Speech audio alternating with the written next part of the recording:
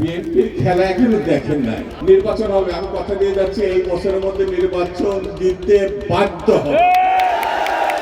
আমি শুধু ডক্টর ইউনূসকে বলবো, ভাই আপনি ভালো লোক, একটা মর্যাদাশীল লোক, জ্ঞানী গুণী মানুষ, দেশে বিদেশে আপনার সুনাম আছে, এদের পাল্লায় পড়ে শুধু একটা কথা বলি ভাই, ভিতরে যাই থাক কষ্ট টষ্ট যাই থাক, যত বেদনা এই 17 বছর পর নির্বাচন হবে, আমি কথা দিয়ে যাচ্ছি এই বছরের মধ্যে নির্বাচন দিতে বাধ্য হবে। বিএনপির খেলা এখনো দেখেন নাই, কয়েকটা জনসভা শুরু করেছে, দেখেন নাই। এই আমি শুধু ডক্টর ইউনূসকে বলবো, ভাই আপনি ভালো লোক, একটা মর্যাদাশীল লোক, জ্ঞানী গুণী মানুষ, দেশে বিদেশে আপনার সুনাম আছে, এদের পাল্লায় পড়েন না, এদের পাল্লায় পড়েন না।